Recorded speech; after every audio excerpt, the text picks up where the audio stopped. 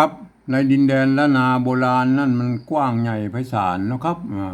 นับตั้งแต่สุโขทัยนี่ครับไปจนถึงปุ้นนะครับ12ปนาเมืองจีนนะเห็นไหมครับมีหลายเผ่าพันธุ์นะครับที่เพิ่นอาศัยอยู่ในแคว้นนี้นะครับก็อย่างเช่นไตยวนไตลั่วไตลื้อไตเขินไตยองนะครับ4-5เผ่าพันธุ์หลักๆนะครับหมู่นี้เปิ่นใจภาษาเขียนเดียวกันนะครับก็คืออักขระละนานั่นนะครับแต่สำเนียงการนั้นมันก็อาจจะผิดเพี้ยนกันนิดๆนะครับแต่ฟังกันรู้เรื่องอยู่นะครับเห็นไหมก็อย่างว่านะครับมาเดียวนี้มันผ่านมา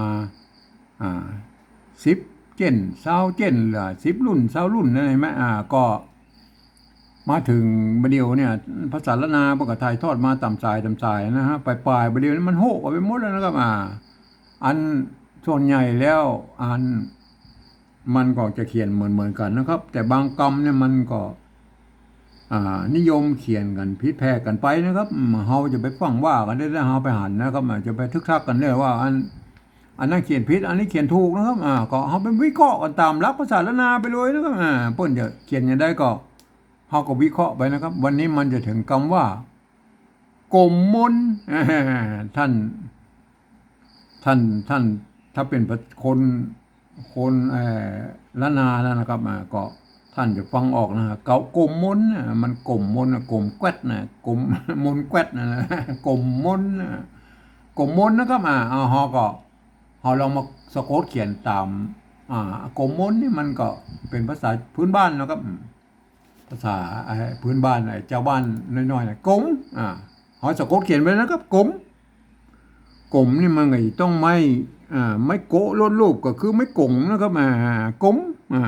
ไม่โกะล้นรูปสะกดด้วยตัวมะนะครับนี่ก็กลมนั่นแหละกลมตัวกะนะสะกดไม่กงสะกดด้วยตัวมะมันก็กลมนะครับมนมนก็ตัวมะนะครับมนไม่กงเห็นไหมไม่กงมนตัวหน้าเห็นไหมง่ายกว่าครับเห็นไหมกลมมนเห็นไหมมันก็ง่ายเลยนะแต่อันนี้สะกดตามหลักภาษาละนาเนี่ยกลมมนอ่านว่าไปกลมมนแต่บางที่เปิ้นว่านะมันบ่ไอ้กลมเนี่ยมั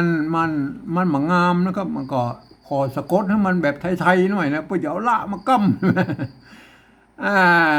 อย่างเงี้ยนะครับเพื่อจะเอาละมากั้มนะครับละมากั้ม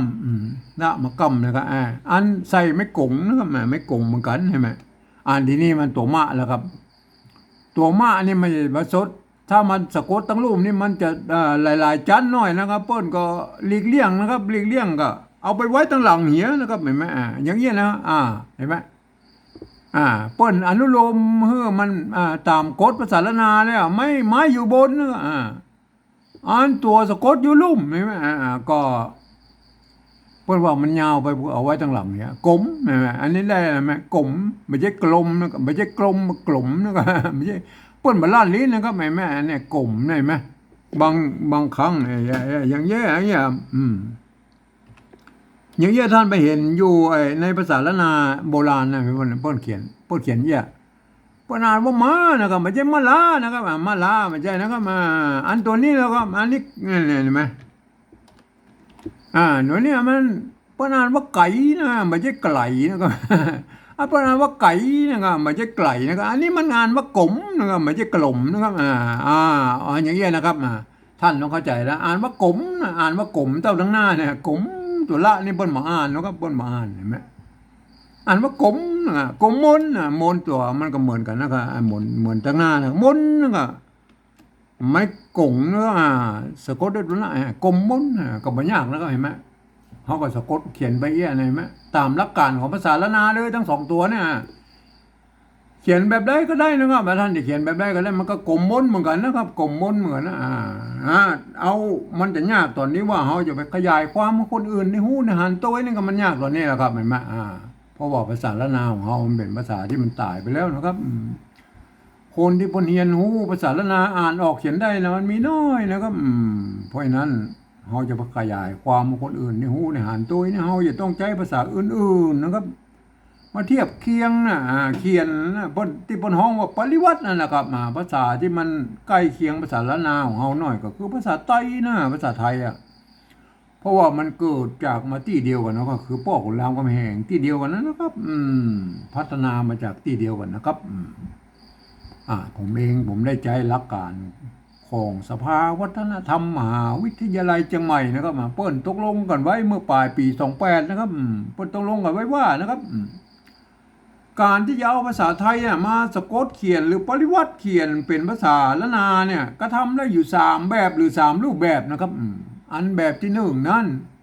เปิ้นจะเอาไว้บันทึกลักษิลาจารึกเอกสารสำคัญในโบราณนะครับเปิ้นจะเอาภาษาอักษรไทยมาเทียบเป็นภาษาละนาเนี่ยเอามาทุกอักษรทุกไม้ทุกเครื่องหมายนะครับแม้กระทั่งไม้กงไม้กังไหลไม้อย่างสะบัดสะเปดเรามาหมดนะครับทีนี้มันยุ่งยากนะครับแบบที่1เฮาบ่ถึงขั้นนั้นนะครับเอามายุ่งแล้วนะครับเฮามาแบบที่2เลยนะครับแบบที่2นี่เปิ้นบอกว่านะครับยืมเอาอักษรไทยนะครับมาปรับเทียบเพื่อเป็นอักขระละนาทั้งบนนั่นน่ะแล้วก็ประกอบคำขึ้นมากับแบบภาษาไทยนะครับผสมผสานกันไปนะครับบางทีไม้หรือสระมันมาตรงมาตัดกันหรือมันบ่เหมือนกันนั่นแหละไทยกับเมืองน่ะไทยกับเมืองน่ะมันบ่เหมือนกันนะครับก็สามารถบูรณะกำชับได้นะครับมันเป็นหน้าตามันออกแบบไทยๆนะครับแต่เวลาอ่านนั้นท่านจะต้องนึกถึงว่าอันกรรมเหล่านั้นเป็นอักขระละนานะครับอย่างเช่นตัวนี้ไหมท่านเห็นว่าเป็นกอไก่นะครับเห็นไหมตัวนี้ท่านเวลาอ่านปริวัติแบบที่2เนี่ยท่านจะต้องนึกว่าไอ้ตัวนี้มันเป็นตัวกะนะครับอย่างเงี้ยคนทั่วไปมันไม่สามารถเข้ามาอ่านได้ก็เพราะเหตุนี้นะครับเห็นไหมคนทั่วไปนั้นจะต้องไปอ่านแบบที่3บุญนะครับเดี๋ยวก็อ้วมกันแบบที่3นะเอาแบบที่2ก่อนนะครับเอาตัวกอไก่เนี่ยมาเทียบเป็นตัวกะนี่แม่เอาไม่ตัวมะนะครับตัวมะเห็นไหมหางมะนี่ก็เห็นไหมงอหางมะกับมอม้านะครับเห็นไหมอันไม่กงนี่มาตัวละมันเต้าอี้ปนก็อ่านว่ากลมแล้วนะครับ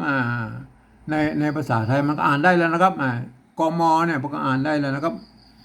แต่ท่านต้องดูว่าตัวนี้มันเป็นตัวกะตัวมะนะครับแม่ถึงแม้มันจะมีไม่กงบนมาตัวก็อ่านว่ากลมนะครับไม่ใช่กลมนะครับอ่านว่ากลม อ่านจริงเสียงจัตวานะครับไม่ใช่เสียงสามัญแบบไทยนะครับอ่านว่ากลมนะครับมนนะครับตัวมะมอมะกับมอม้านะครับตัวหน้าก็เห็นไหมน้อหนูกงมนนะครับอันนี้ถ้าเป็นแบบที่1เนี่ยเพื่อจะเอามาตัวนะครับไม่กงเนี่ยเพื่อจะใส่ทางบนเนี่ยนะครับไม่กงนะครับเพื่อเอาใส่ทางบนเนี่ยนะครับก็อันนั้นแบบที่1นะครับแบบที่2ครับมันต้องมาเอาแค่นี้ก็พอแล้วนะครับกลมมนได้แล้วนะกลมมนนะครับอันตัวที่2แล้วครับตัวที่2ก็ตัวกะก็ไก่นะครับตัวละเห็นไหมตัวละกำมากับลอลิงเห็นไหมอันตัวมะนะครับมอมาตัวมะนะครับมอมาตัวหน้านะครับตัวหน้าเห็นไหมไม่กงนี่มาตัวแล้วนะครับแบบที่2อันนี้ก็อ่านว่ากลมมนนะครับไม่ใช่กลมมนนะครับไม่ใช่กลมมนอ่านแบบไทยกลมมนเพราะมันจะผิดเพี้ยนสำเนียงอ่านว่ากลมนะครับตัวละนี่เพิ่นมาอ่านนะตัวลอลิงเนี่ยเพิ่นมาอ่านว่ากลมเต้าตั้งหน้าเนี่ยกลมมนใช่ไหมก็เป็นอย่างนี้นะครับอันมันก็อ่านคนทั่วไปก็เพิ่งไปอ่านแบบที่3พุทธนะครับอันหลักการของแบบที่3นั่นก็คือนะครับเพิ่นบอกฟังเอาเสียงภาษาละนาตำบลเพิ่นออกเสียงมาอย่างใดเปล่งเสียงมาอย่างใดนะครับก็เอาภาษาไทยเขียนมาจากนั้นนะครับก็เฮามาเขียนเลยนะครับเฮามาพอแล้วตำบลมาไปไหว้ได้นะก็เฮามาไปสนแล้วนะเฮาภาษาไทยเขียนไปเลยนะครับกลมมนกลมกลมอันนี้มันกลมยังอันนี้มันกลมนะกลมใส่ไม่จัตวามันกลมถึงแม้มันจะผิดหลักการภาษาไทยอย่างกับประจังแล้วมาสนใจแล้วเพราะว่าเขาจะต้องเอาให้ได้มันได้เสียงชัดต่างภาษาละนานะครับกลมนี่ก็กลมไงแม่กลมมนมนมันเสียงสามัญมันก็ได้แล้วนะครับมนกลมมนกลมมนนะครับอ่านตัวหลังแล้วกลมมนอันนี้มันกลมยังมันบกกลมก็ใส่มันกลมเนี่ยก็อันนี้จัตวากลมมน ได้อะไรมาทั้งสองอย่างเห็นไหมอันนี้ก็กลมมนอันนี้ก็กลมมนใช่ไหมแต่อย่างว่านะมันถ้าเราเขียนแบบนี้มันก็แบบสวยงามในภาษาเขียนแล้วก็เขาก็คือมันหน้าตามเราแบบไทยๆหน่อยเขาใส่ตัวละเข้ามากั้มนี้นะแม่ใส่ไม่จัดว่าขึ้นบนเนี่ยกลมมนอ่านว่ากลมมนตัวละเนี่ยมันต้องอ่านนะเหมือนกับไอ้ตัวหลักการก็เหมือนไอ้แบบตัวที่สองนี่นะครับมันต้องอ่านตัวละนี่นะครับเห็นไหมตัวลอลิงเนี่ยอ่านว่ากลมมนเนี่ยอ่านว่ากลมมนจะเขียนให้มันงามมาได้นะครับเขียนให้มันงามมาได้ก็กลมมนอันนี้อนุโลมนะครับตัวหลังนี่อนุโลมเขียนได้นะครับก็โอเคนะท่านจะเขียนแบบไรก็แล้วแต่ท่านนะครับอันภาษาละนานั่นมันก็เขียนได้อยู่สองแบบอย่างนี้นะครับสะกดเขียนได้สองแบบนี้นะอันตัวแรกบ่มีละกัมนะตัวหลังมีละกัมเห็นไหมก็เหมือนกันก็ออกเสียงว่ากลมมนกลมมนเหมือนกันนะครับตามที่ผมอธิบายหลักการเขียนไว้เบื้องต้นนะครับเห็นไหมก็ขอท่านไปพิจารณากันนะครับวันนี้ผมก็ขอบรรยายเพียงแค่นี้นะครับ